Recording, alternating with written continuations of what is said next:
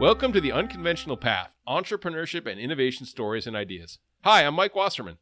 And I'm Bela and Mike. Hi, Bela. Today we're excited to be joined by author Nathan Perez. Nathan co-wrote the 20-Minute Networking Meeting. It's a great book about networking, obviously, and it lines up very nicely with his career path as an executive career and job search coach at Career Innovation, LLC. Nathan has a really interesting and diverse background. He's a formally trained actor with a Bachelor of Fine Arts in Theater, and his 20-year career in arts and entertainment dovetailed with some work he did in the corporate world in places like Goldman Sachs in New York City. I had a great conversation with Nathan, so let's jump right into the interview. Hello, listeners. Welcome to today's show. Today, I have a wonderful guest, Nathan Perez. He's an accomplished author who wrote the book, The 20-Minute Networking Meeting. Learn how to network and get a job. Now, networking is certainly something we can all be better at, so I thought it would be great to have Nathan on the show so he can share some of his insights about it. So welcome to the show, Nathan. Thank you very much, Bela. Thanks for having me on the show. Yeah, great to have you here. So let me ask you my first question. So Nathan, when you're at a social event, not a networking event, but a non-business related social event, Right. and maybe they're the same in many ways, but anyway, when you're at a non-business social event and someone comes up to you, you get introduced and they say to you, "Oh, very nice to meet you, Nathan. What do you do?" How do you answer that question? It's a good question. Let me answer it a few different ways. So what I would say is, nice to meet you, Bela. How's the evening going? Or have you been here for a while? Have you been talking to other people? What are we expecting today? Or how was your day? I would probably answer in a few different ways, just depending on the circumstances, to kind of get the conversation going a little beyond just, nice to meet you too. But anything that I might bring up is going to be stuff that's relevant and easy to answer, right? Kind of a softball question to ask in return. Yeah. That opens up. That kind of allows the other person to open up and be able to answer something easy, and that just gets the conversation going. Yeah. So that's a great networking tip for sure, right? That's tip number one, I would imagine. Right. What do you do, sort of, like if I did ask you a question, okay, Nathan, what do you do? How do you answer that question? So what do I do? Well, the first thing that just went through my mind when you asked me that question is, what is he asking exactly? And the reason that I bring that up is sometimes someone will ask you a question that you need to be clarified. You can do this.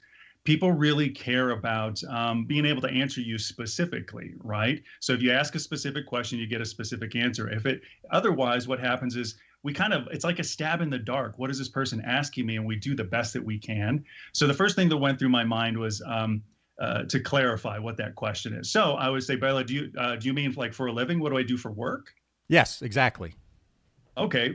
Yeah. So I'm an executive career and job search coach. I'm a professional speaker in the career realm. I speak on all different topics in career, but I mostly work with job seekers. And job seekers in this case, mostly executives and senior executives, but because of my own personal and professional work experience, I work with just about everybody. What do you do? And that's how I would kind of return that in turn. Yeah, perfect. Very good. So how did you get into this, Nathan? How does one become what you do? Right. By accident. And the truth is there are no accidents, in the same way that when you meet one person and you have a discussion and you meet someone through them, and then you realize the whole thing is connected. But what happened with me is that my first career was actually in the arts as a professional actor and writer. And I was in the entertainment industry for 20 years. And along the way, as I was doing that, I had to have a second day job.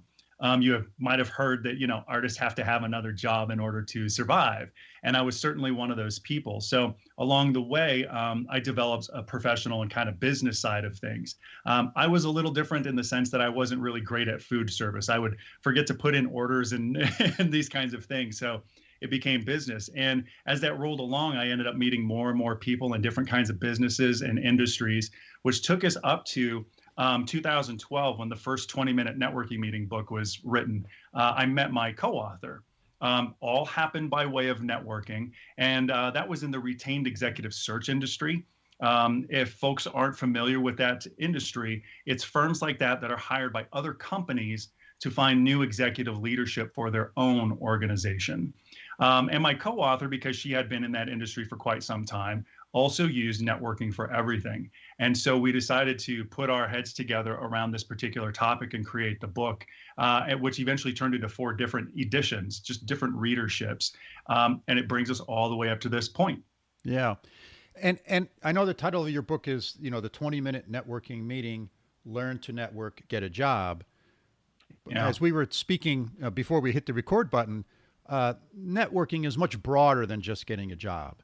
So it could be many different aspects. So can you elaborate on that a little bit? Yeah, well, networking is arguably the most important skill to have in all of business. There are many different purposes, there are many different outcomes, but everything that happens from the beginning of a meeting all the way to the end is really just about information. That's how we redefine what networking is. It's about obtaining information and exchanging information. I think we kind of have networking sort of has this negative connotation to it. And what we've done is we've sort of pinned behaviors to the word networking. So we can see networking as being slick and smooth or kind of greasy or salesy or dropping names, that sort of thing. But really, it's just information. So in other words, anytime you have a discussion, you are exchanging information. It could be formal, it could be about business development, entrepreneurship, or it could be like, hey, good morning, Bela. How's the morning been? How's the day been? Anything interesting happened in the day? And, sort of that chit chat. But that chit chat is actually information. So that's really what it's all about. It's just the information exchange. Did you see what I mean? Yeah. Did you see what I'm saying? So that got me thinking about this notion of, oftentimes when you're in these situations, that encounter tends to be very superficial. Sort of very, like pleasantries, but sort of superficial, not very sincere. How do you move beyond that? How do you get to that next level of turning it into a good conversation that shares some of that information? Yeah, that's a really great question. The short answer is be present of mind. Be right here in the conversation. So a good example is one I threw out a second ago. Good morning, how are you? We say these things all the time, but if you just take a second and actually answer that question, you'll find that you're going to end up in a completely different discussion. We're all already expecting the standard responses, but if you were to say to me, Nathan, how's your morning been? I say, well, it's been kind of crazy. A couple of meetings already this morning, ran into some traffic, got some good coffee though. And now what I'm doing is I'm giving forth more information as well. So there are 2 things, right? There's 2 sides of the networking discussion. Those of us that are asking and hopefully being specific. And when we're not being asked specifically, we can actually give specific answers in response. Because those different things that I just gave you are all things that someone else can latch onto and keep the conversation rolling. Yes. Very good. Again, my mind is thinking through all these different various experiences I've had, some of which go better than others. So, yes. How do you sort of approach the encounter, I'll call it, where the person you're having this networking session, this conversation with, is fundamentally giving you yes or no answers, right? One word, yes or no, or I don't know. How do you? Are there tips or techniques you can use to draw that out a little bit? Yes, it's actually something that I've said a couple of times now. Be specific in the question asking. So just using something basic, right? Good morning, how are you? Well, okay, good, bad, right? Or good morning, hey, when I spoke to you last time or when I saw you, you were doing X, Y, and Z. I saw you at the coffee shop. Something really specific. Or how have you been since the last time I spoke to you? I think the last thing you said was that you were about to take a trip. Something like that. But then that allows, again, it's a softball question, allows someone to be able to answer with more detail. So I hear what you're saying is that your question needs to be deeper, more specific, and more engaging. And if so, then you will get a more engaging response. You bet. Because when we're on the other side, we feel like we are being engaged. Someone didn't ask me a yes or no, good or bad kind of question. They asked me something specific. How's the morning been since I've seen you at the coffee shop? Well, there's a whole lot from the coffee shop to here, and now I'm actually going to have to answer it in return, which engages that person. But it's also kind of a sense of obligation. Someone asks me something specific, um, they're interested. I probably should give them something back. Yeah, yeah. So are there sort of rich areas to inquire about, and ones at certain topics or areas that are sort of more fruitful in engaging good responses versus questions that might be radioactive and don't go there, don't go down that path. Yeah. Right, right. Well, first, places not to go, things like religion or politics. You can imagine how that's going to go. And even sometimes when we're on the same page about things, sometimes there can be a left-hand turn where we thought we're on the same page, and then it could go somewhere else. And now you're a little bit stuck. But yes, there are wonderful questions and deeply engaging questions for every single person, but it's different from person to person, right? And it's also circumstantial. So if I'm talking, for instance, to someone who's an entrepreneur, but they're more in a goods space, and then someone's in the tech space, those are going to be slightly different questions. But how do we develop those questions? That's key. And the way that you develop the questions is, well, you have done your research ahead of time on that person, maybe the work that they do, the organization that they work with.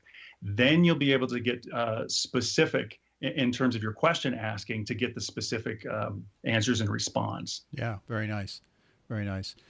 Is there, sometimes I get into a conversation with somebody, and for whatever reason, I've had enough, but they haven't. So they want to keep engaging. So are there sort of techniques or ways in which I can gracefully exit that conversation?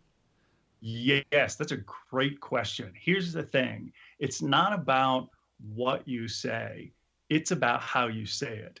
Because for any reason that you need to actually go away, you can go away. So if you're at a social event, right? It doesn't matter what it is, and it's meant to be social, and you're chatting with people, well, a few different things can come up. I have an early morning tomorrow. I got to get up. Hey, this is a social event. I should probably go walk around and meet a few other people.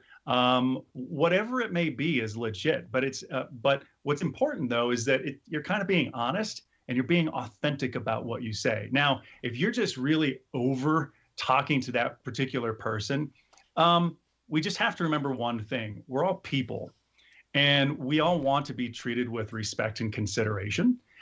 So word choice does matter. You probably don't want to say, hey, listen, I've had enough talking to you. I'm going to go get a drink. That doesn't go as well. And it doesn't keep the relationship alive in the same way. Yeah. Yeah. Very excellent point. Yeah. I've clearly stuck my foot in my mouth a few times. So excellent tips.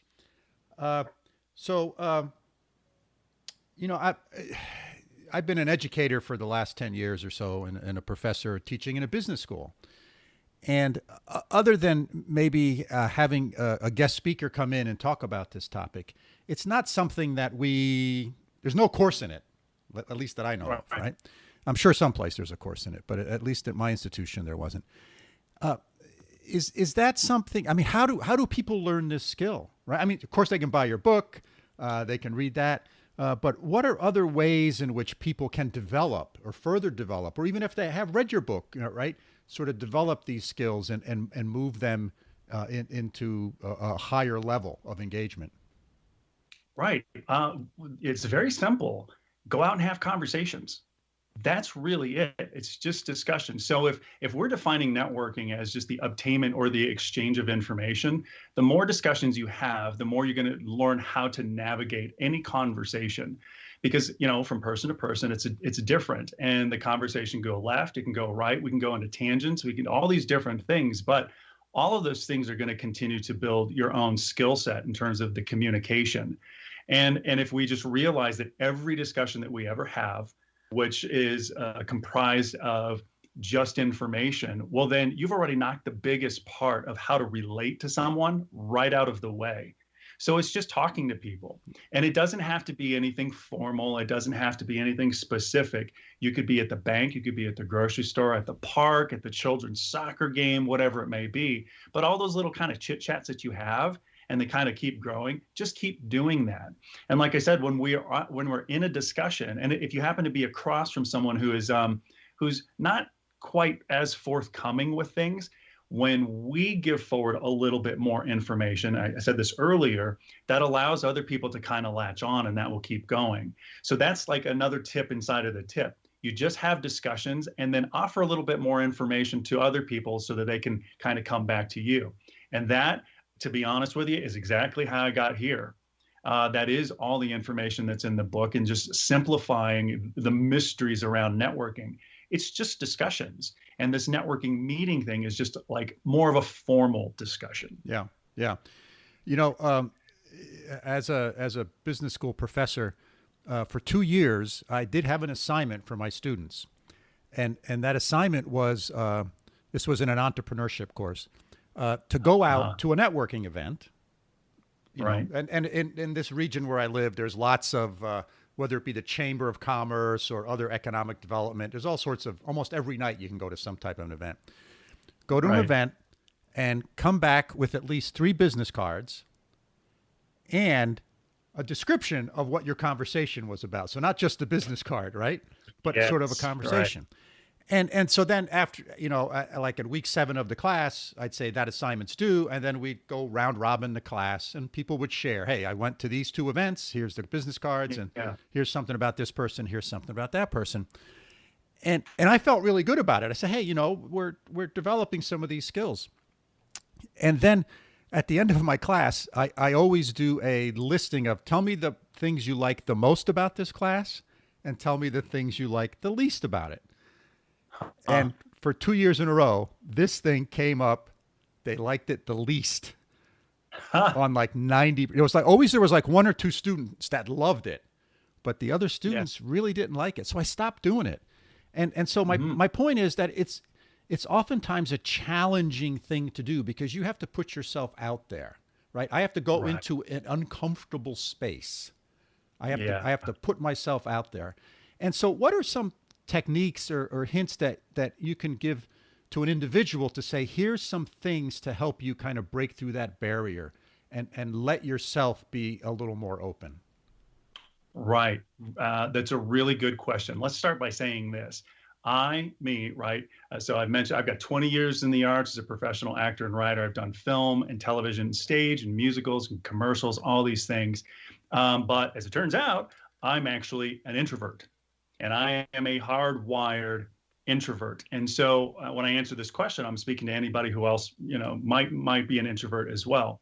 It is just, I've said this already, but it's really about changing your own mindset. This is a discussion, only a discussion that you're having.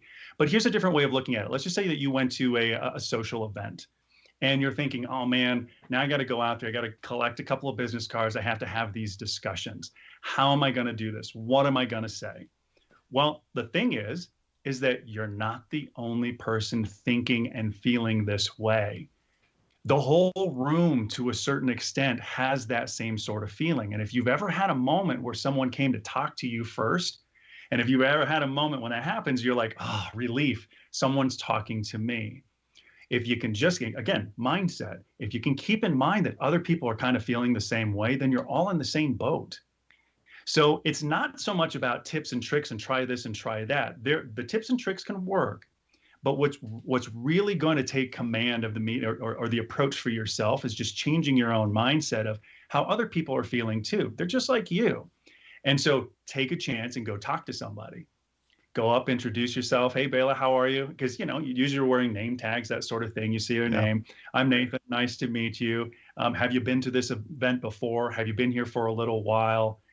Who are you to this event? Do you know people that are involved? And just kind of get it rolling. Yeah. Go ahead. Actually, I was just going to backstep and make sure, because I know there was kind of like a 2-parter in that question. I just want to make sure I answered both of them, all of it. Well, I've already forgotten the 2 parts of the question. So you must have done a great job. So, but what I was thinking about when you were saying that was, so I'm not the only one who feels, when I go to an event like this, I'm not the only one who feels like this is my first junior high school dance. Right? We all had that feeling, right? Yeah. Yeah, and I think I'm one of them, right? I've Yeah. been doing this profession practically my entire adult life.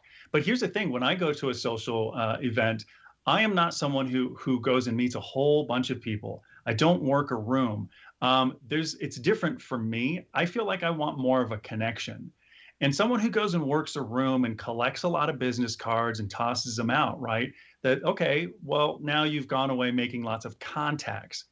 But relationship building is very, very important in the way that we're talking about it. And there's a significant difference between making contacts and making connections. Excellent point. Okay. And we're talking about making connections. So for me, if it's a 3 hour event and I'm going to stay for all 3 hours, I might talk to a total of 3 or 4 people. There's some, little chit chats here and there. Hey, good to see you too. How have things been? It'll last like 1-2 minutes tops and you move on. But more time is invested in just a few different people. Because the more familiarity there is between people, the deeper that connection becomes. And both sides feel it. And that kind of locks down what that relationship is, even before you leave the event. So don't worry for those of you out there. You don't have to go work that room. It's just, a few people. What are you going to get out of it? What information do you get out of it? Yes. So let me ask a follow-up to that. So I do this. I have an engaging conversation with 2 or 3 people. What's my follow-up? Can you give me some tips and pointers on, okay, what's the next step?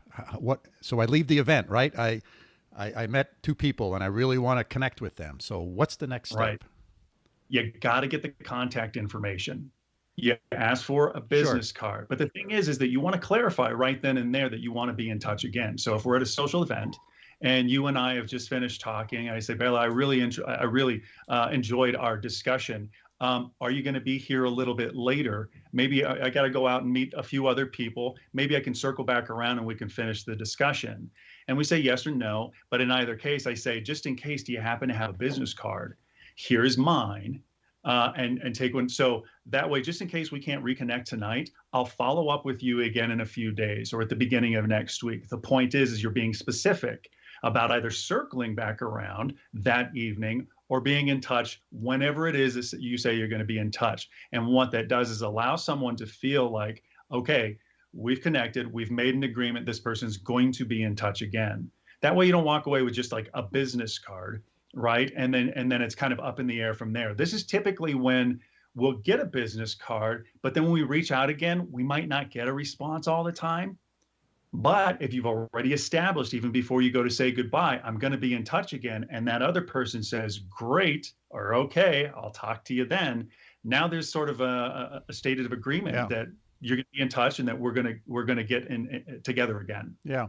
And that's probably also a great way to evaluate how an engaging conversation you had. Sure. Right?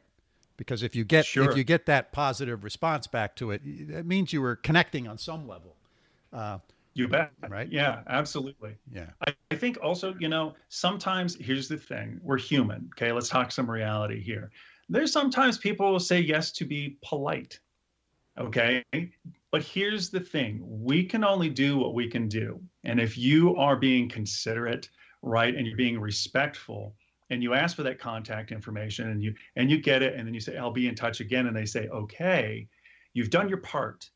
And if you reach out again and you don't get a response, it doesn't necessarily mean that's on you. You do it again, but you have left an impression that you are being considerate and respectful. So the next time you do reach out, there's still a really good chance that that person who is just being polite to say yes will pick up again. Because usually when it comes to these kinds of interactions, and I think we would all agree with this, it feels awkward and weird, and sometimes it doesn't go well. So when you're being respectful and considerate, that is going well, and someone is going to be much more likely to chat with you again. Yeah. And at what point do I say, you know what, this person really doesn't want to talk to me, I should stop? Is because, there's some people who just keep going and going and going. And are there some guidelines or observations to help us say, you know what, if you've done this number of times and you've been respectful and all the things and you're still not getting anywhere, you know what, just back away, right? Yes. Okay. So if you're being specific in your question asking, right, which means that you're throwing those softball questions and you're getting the one word answers, you can go away. Or let's just say that the conversation seems to be winding down. We are all equipped to understand through body language, crossed arms, crossed legs, looking other directions, not completely engaged here. Then you just wrap up the discussion and you go on. And it's very simple again, right? It's not about what you say, it's about how you say it. So if I notice that, Bela, you and I have been talking 2 or 3 minutes, but I can see you're being distracted because maybe you saw someone come in and they're over my shoulder. All right, I pick up the cue, no problem. And I say, hey, so listen, Bela, I should probably go and talk to a few other people, hold out my hand, we shake hands, say, it was really great talking to you. If you might be here later on, I'd love to circle back around and kind of pick up where we left off. And then it's everything that I just said, Yes. right? Here's my business card just in case. Do you happen to have one? If not tonight, then in a few days or the beginning of next week. Mm-hmm. Yeah. And what if I was thinking more of the follow-up? So I follow up with a phone call or an email and I get no response. So do I follow up one more time? I mean, how persistent are we in something like that? The persistence of two efforts. So we've had the in-person, or we've talked the first discussion, then you follow up once, okay? And then after you follow up, then you get one more shot. Now again, it's not on you, but what you would do, and this is a tip, what you do is, especially by email, you forward the last email that you sent, and you say to the effect of, hey, Bela, just following up on the below. Because then that allows that person to remember, right? We've had a discussion once. We agreed that we were going to talk again. And by the way, here's the trail to pick up on. So that usually kind of prompts people. And that would be the second time around. After that, probably leave it alone. 3 times in something like this, when it comes to this human sort of dynamic, this interaction, then it's pushing a little bit. But here's the thing, is that further down the line, like give it a break. Could be a month later, could be 2 months later. And then you can circle back around again if you really want to talk with that person and do the same thing that I just mentioned, which is forward the last email that you sent and say, hey, it's been a couple of months, right? Been a couple of months since we've been in touch. Just following up on the below, would love to connect with you again about X, Y, and Z. Being specific, X, Y, and Z. Yeah. 20 minutes of time. Great advice. Great advice. So Nathan, you do coaching in this area too, right? So you help people. Yeah. What sort of, in your observation, what sort of people's biggest fear or largest sort of thing they need to work on, right? What's your like number, for most of your engagements, here's the thing that 90% of the folks need to work on? Well, this may sound a little maybe silly or not obvious, but it's our confidence. It's our confidence that we can do this thing and that we can talk to people. Our fears around it are typically that people don't want to help. But here's the thing, actually, by nature, most people do want to help. But what tends to be the deciding factor is time. Time tends to be the thing that tends to be the thing that is not used efficiently or wisely. And lots of promises are made. I just need 20 or 30 minutes of your time. And the next thing you know, just like that, it's an hour. And no one's planning on an hour. And once you've had, and people listening may have had this experience where that's happened to them once, 2, 3 times. Then after that, people shrug their shoulders and go, I just don't have time for this. I just can't do it. Yeah. So that's the fears around it. And then to change that again is just the confidence. Remember, this is just discussion. But if you're going to have a more formal meeting, and this is where some mistakes come in, not having an agenda.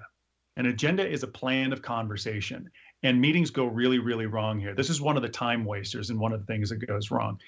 You will have done research on your person and a plan of conversation. This much time, 20 minutes of time, a handful of questions, a total of 5 in the case of how we refer to it in the book. And I guess I already said it, time, right? Making sure that we kind of stay on time. And even though the book is called the 20-minute networking meeting, this is not a hard and fast rule. It can be longer, it can be shorter. It just depends on your circumstances. All you care about is being respectful of the time. If you get close to that 20-minute mark and that other person is still talking, that's okay. They're still talking, but we check in.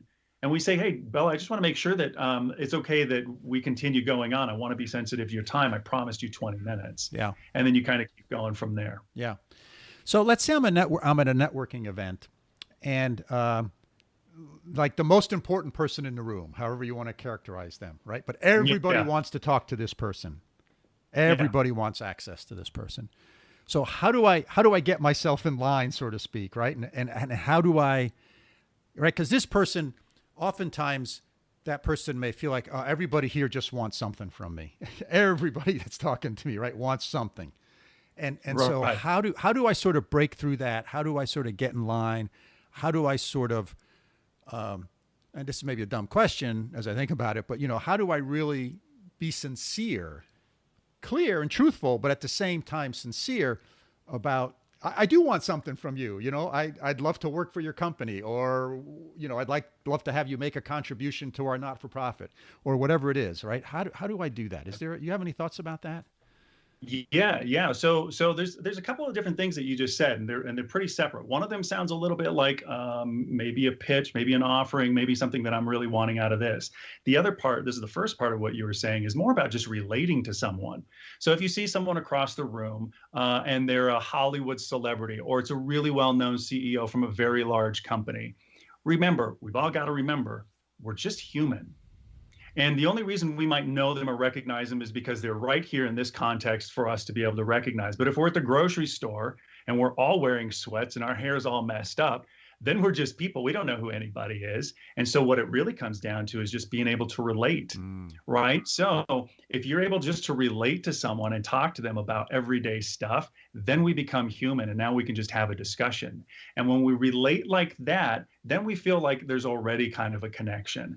And titles and experiences, all that stuff is out the window. And we just remember that we had an interesting discussion about fishing, about architecture, about the tie that I was wearing that night. And then that's really it. But as we grow comfortable with one another, now it kind of opens the opportunity to be able to discuss things about business, or, professionally, and the things that you're looking for.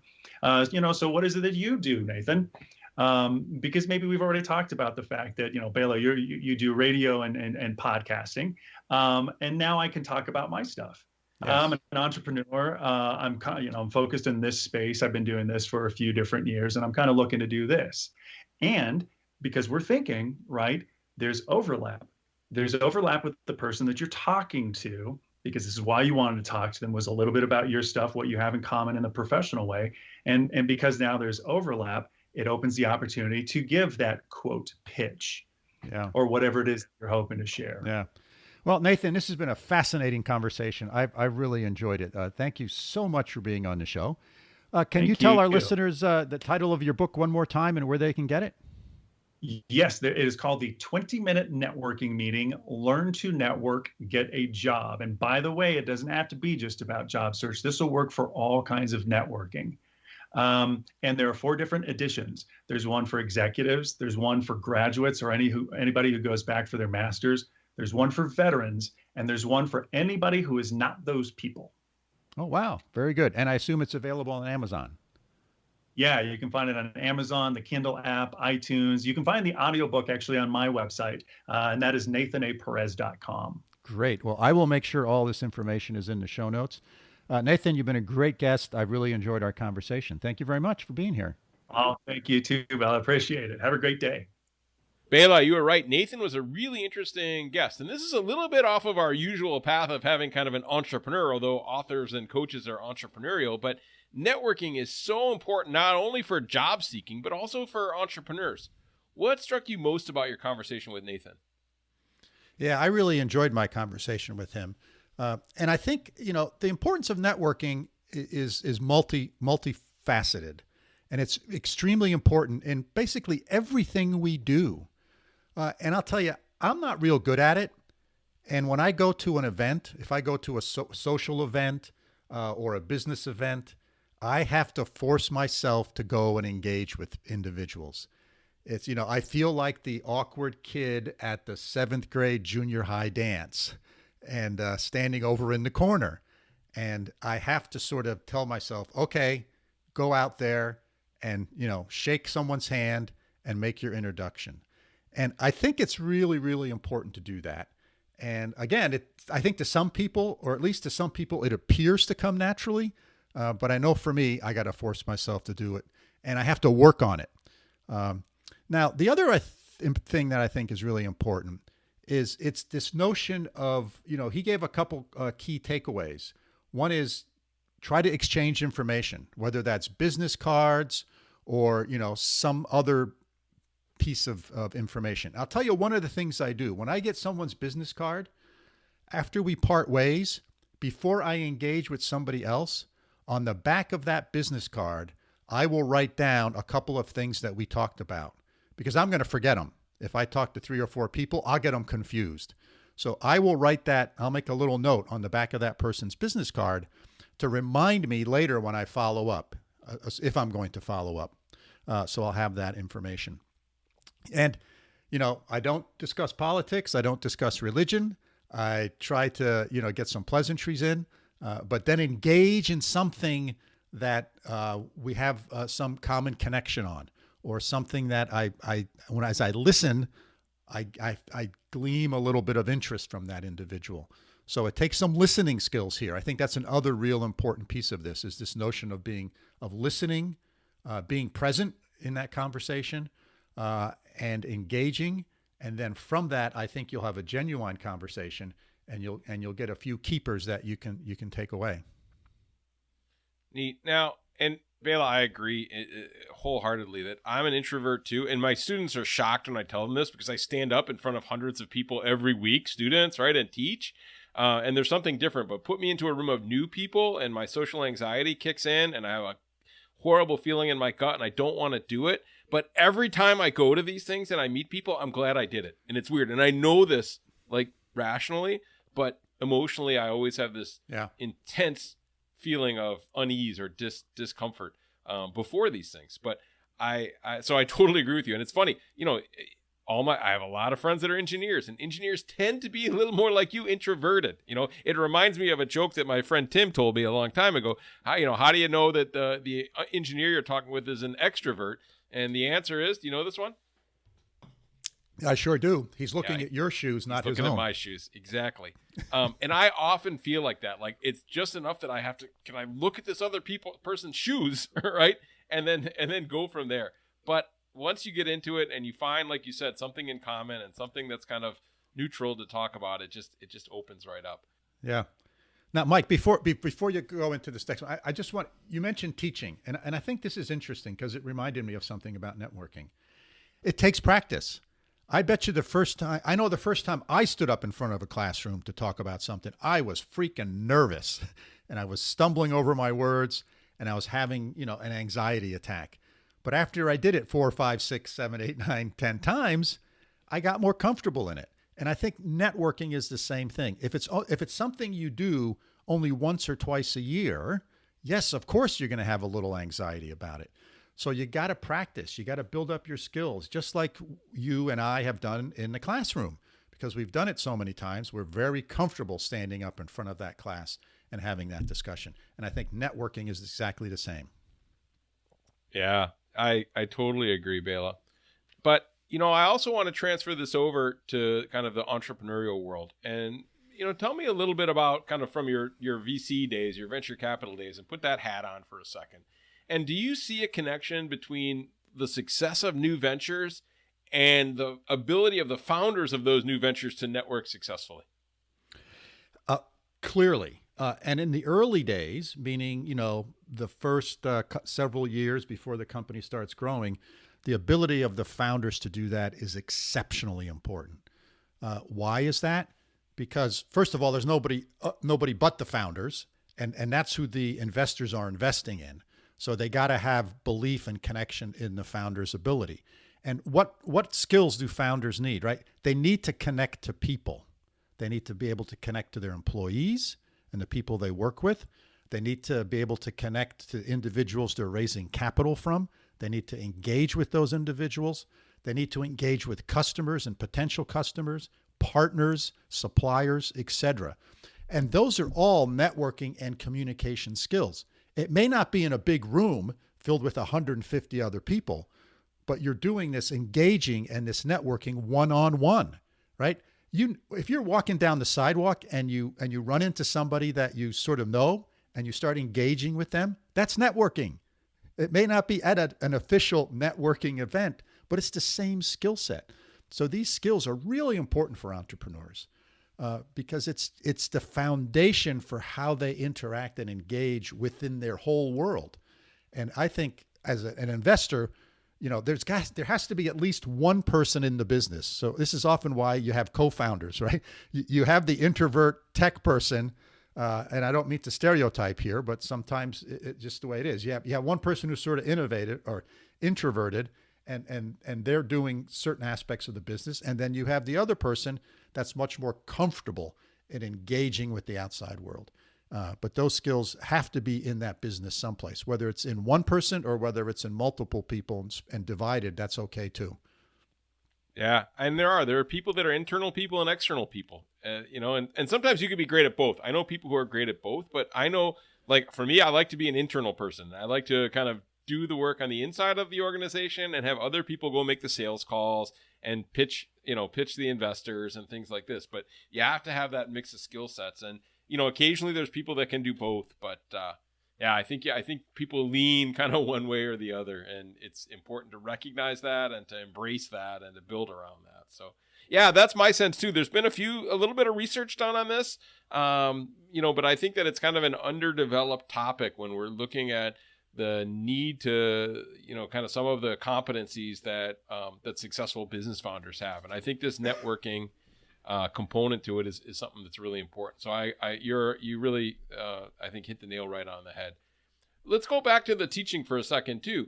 I've seen you in front of students kind of talk to them about the importance of networking. And I think, watching you teach that stuff several years ago really kind of raised my awareness that, we need to talk to younger people around this because they're so focused on their online connectivity that sometimes they struggle a little bit because they haven't had a lot of practice, especially now with COVID has reduced the opportunity for face-to-face kind of networking. What kind of things do you think we should be teaching younger people about how to network? Well, I think the good news is that there are more and more books and written about this topic. So as teachers, there's material we can draw upon and bring it into the classroom. And we could assign a chapter in a particular book, Nathan's book, right? There are things that we could do and make a lecture out of something like that. Because I think in the past, in most classes, we don't do any of that stuff. So if we don't cover it, it doesn't get communicated. The importance of it doesn't get communicated. So I think as teachers, we need to think about in our various different classes, incorporating some lecture, some material on it, number one. And number two, I think I mentioned this in my conversation with Nathan, is this notion of in class, the students had an assignment to go to a networking event, any one of their choosing, but they had to go to, a chamber commerce meeting or, an economic development meeting, of some sort of networking meeting. And they had to bring back a story to class of someone they met, someone they engaged with. And it was just a way of forcing them to get out there and sort of do that. And you could tell some students were very comfortable doing that, right? It was like, oh, great. I'm going to go meet some people. And they really enjoyed it. And other people were really worried and they were nervous about it and stuff. But I think here again, we as teachers need to think about how do we give students that experience? And again, some of them, just like some students solve calculus equations really easy and others have to work at it and it takes them a lot more time. This is the same. This is a skill. It's a skill that you can develop and hone. So I think we have not done a good job at that, particularly in higher ed. And I think it's one that we should embrace a little more because it is so important in not just the business world, but in our community. And I think that, at least in my experience, Bela, and maybe you have different experiences, but when I send my students out to interview experts or to observe customers or things like that, or to get people to agree to be in a focus group or anything like that, I always try to frame that as, hey, these are also networking opportunities, right? When you're going out and doing this. And once they realize that, oh yeah, I can do this, because I found that it's very likely that when a student says, hey, I need some help with a project I'm working on from school, can I have 15 minutes of your time right, to do a quick interview? Or can I get you to give me some feedback on this product we've designed? That people are much more willing to give that time to students, and that makes that first experience, maybe that first, and I frame it as this is your chance to network with them. So get to know them, because this person might be interested in giving you an internship or a job, or might be an interesting client at some point, right? Or something like that, or a supplier. So I've tried to kind of give a spoonful of sugar with the medicine, right? Because when the students are like, I don't want to network, right? Well, it's like, hey, you need to find 3 experts or 3 customers or whatever, and interview and introduce yourself and ask for what you need. And then I say, look, and you just network with them. You have their contact information. You know what's interesting and unique about them. You've established a rapport, right? Follow up, right? Send a thank you note. And if you're interested, ask them if they have any knowledge of where they, job opportunities for internships or something like that. So right. I think that there's some ways that we can really get them doing networking, even without telling them it's networking, right? Even telling them that it's something else, but networking is part of it, So I think there's some interesting ways that we can rethink this and weave it into what we teach people. Yeah. So let me relate a story. I learned the whole networking lesson very, very early. So when I was in graduate school, I was a student leader at RPI, where I went to undergrad and grad. And because of that, I got invited to a trustee dinner, right? Student leaders and the trustees, as a lot of universities do. And I happened to sit next to, at the round tables that we were sitting at, right, through some random seat assignment process that I had nothing to do with, I happened to sit next to the person who ran General Electric's research division, a guy named Arthur Bika. And I sat next to him, and I didn't know who he was or anything. And so we engaged in some conversation, some networking, and, I got his business card, and we had a very nice conversation.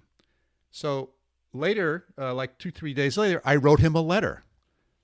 This is back before emails. So I said, it's very nice to meet you. I really appreciated the, advice and counsel you gave me. I've heard wonderful things about GE Research. I'm graduating this June. I'd love to have the opportunity to explore possibly working there. And I included my resume. Now, I sent this personal letter to the vice president of research at General Electric. And, like a month later, I got a phone call about, hey, we'd like to have you come in for an interview. And that really taught me the value of that. And later in life, I figured out how that actually works, right? So that letter went to him. He then stamped it and said received on a certain date, and it got forwarded to the head of HR. Now the head of HR gets this letter and says, here's a letter from my boss or to my boss. And that HR person doesn't know the relationship that I do not have with Art Bika, but they're going to assume that I have some kind of relationship. So it's going to get high priority. And, sure enough, that was my first job. I ended up getting a job there. I got a great interview and I got a job offer and I accepted it and I went to work there. But it's a great example of sort of networking. And as I reflect back on the 11 or 12 jobs I'd had in my life, all of them except one I got because I knew somebody through some networking and some person that made the introduction or whatever. And, my very first job came that way. So I just can't overemphasize the importance of sort of the ability to do this and following up as well. Yeah. And, there's nothing that says that you wouldn't have gotten that job anyways, but it's true. And especially in today's era where, you submit everything electronically and a human doesn't review a lot of things. If you can use your network to get that job application so that somebody who has some authority says, oh yeah, I'd like you to look at this person, right? Because there's usually a system where you can kind of say, yeah, I like this person. And you get that person where an actual human looks at your resume. You've got a much higher likelihood now to get an interview. So that's where networking is really important. Let me ask you another question, Bela. I like how he framed networking for introverts, right? Because you and I have both said we both have this streak in us, right?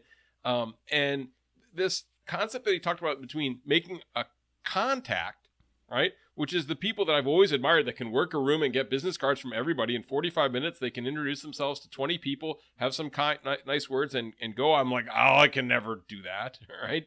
No way. But I like how I said, if you just connect with 3 or 4 people at an event that you truly like, oh yeah, I could follow up with this person or have a cup of coffee with this person. That's really cool. And that's a way more attractive concept to me. And then I thought his advice on following up, you know, I want to know more about that, about, you know, maybe, you know, in your experience, how do you follow up after meeting somebody at something like this? That's a good question. So what I typically do is I try to be specific. And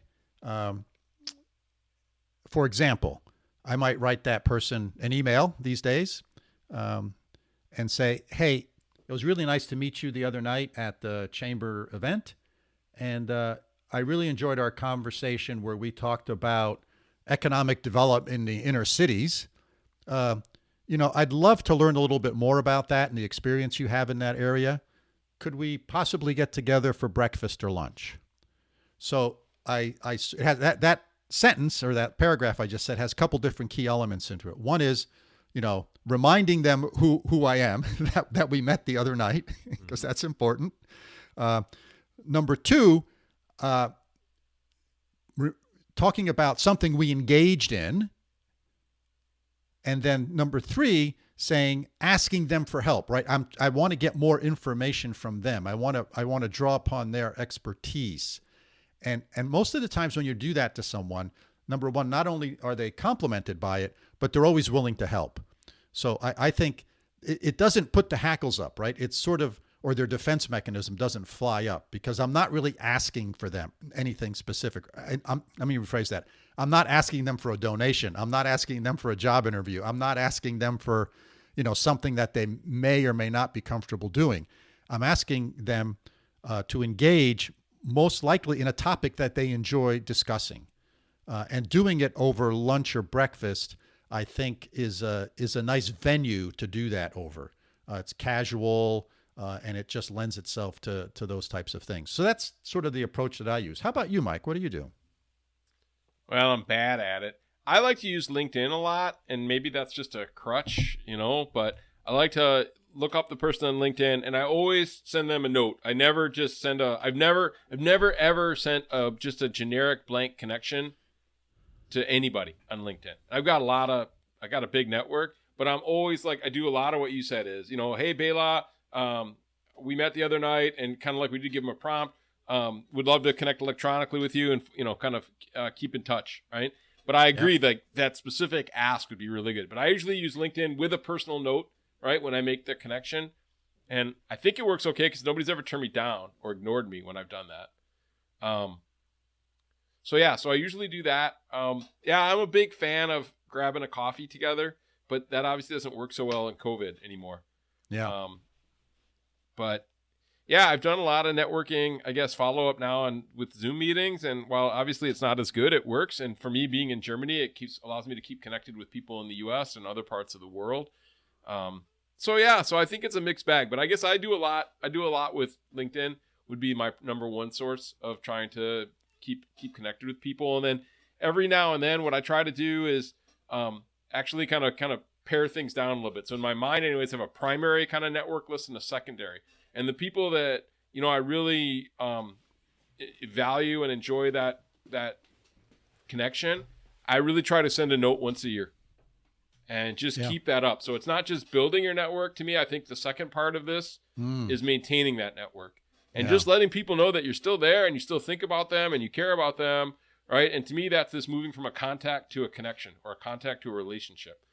And I have a guy that I was a former, that I did a startup with. He was, you know, literally religious about every year on your birthday, he would call you. That was his trigger. So he had everybody's birthdays and then he'd give you a call. And even if you didn't answer, he'd leave you a voicemail, right? Just say, hey, you know, blah, blah, blah, right? Just checking in. Hope you have a good birthday, whatever. And I'm not that efficient, but I do try to kind of make sure that what I kind of think of as my primary network, I once a year try to just send a quick note and catch up. And it takes time, you know? But you know, I think that's an important kind of thing. So I guess that's how I would add value to your answers. One, I tend to use electronic means, and two, I also try to nurture the network, not just do it once, you know? Yeah. Well, I thought this was a great topic with Nathan. I thought there was a lot of good information. I really enjoyed having him on the show. What do you say we wrap this one up, Mike?